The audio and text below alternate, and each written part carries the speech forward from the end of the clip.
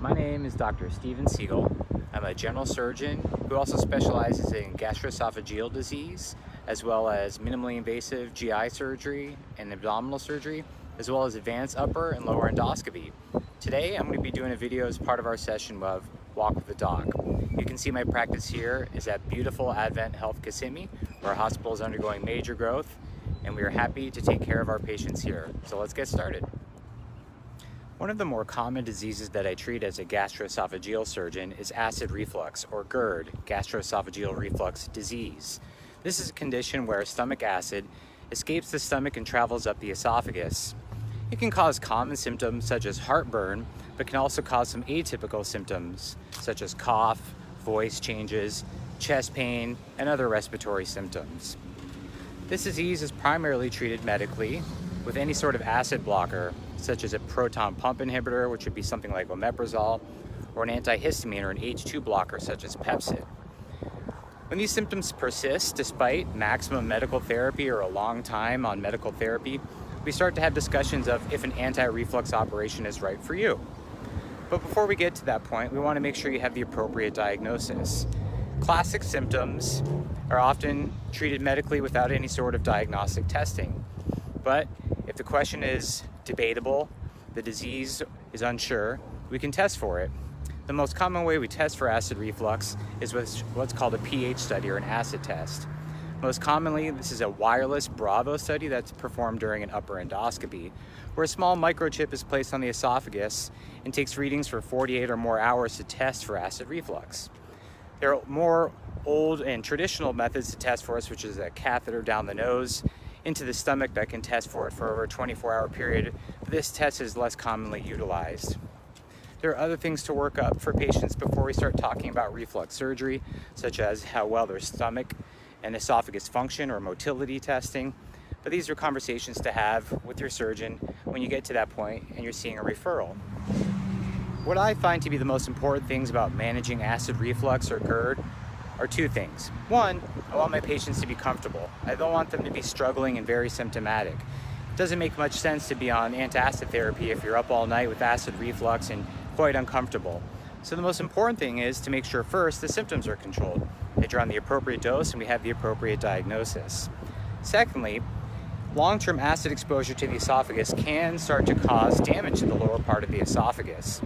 This can develop into a condition that's called Barrett's esophagus, which does require surveillance with repeat endoscopies. And in very rare cases, if this goes unchecked for a very long period of time, it can lead to problems such as esophageal cancer.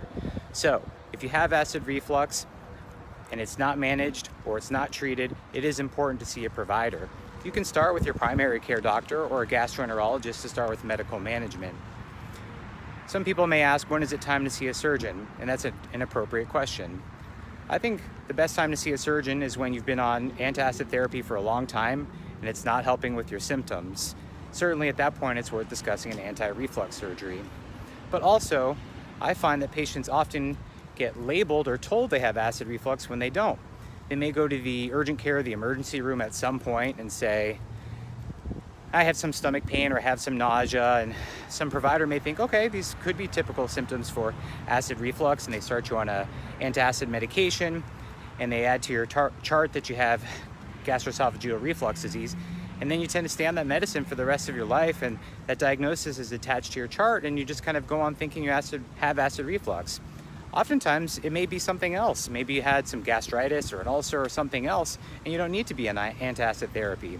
And more recently, we're starting to learn that long-term PPI use or proton pump inhibitor medications can lead to some rare but adverse side effects.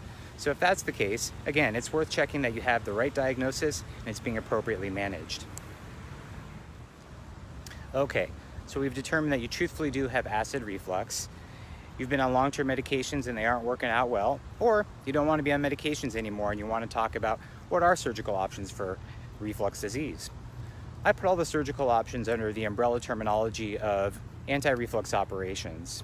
Traditionally, these are called what's called a fundoplication operation, where the top part of the stomach is used to wrap around the bottom part of the esophagus to recreate the valve between the stomach and the esophagus and help prevent against reflux leaving the stomach and going back up to the esophagus.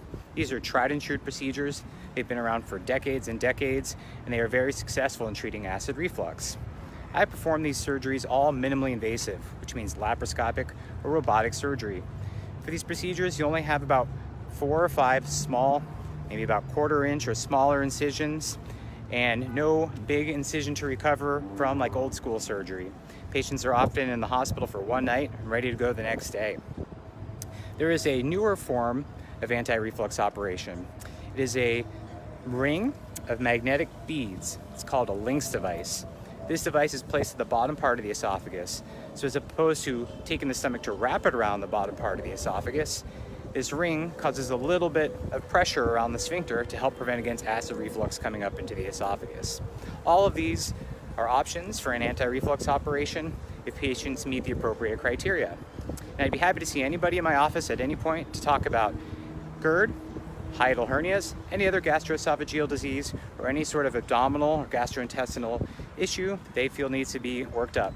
Again, I also perform endoscopy, and I'm happy to help patients with any sort of abdominal or gastrointestinal issue they may have.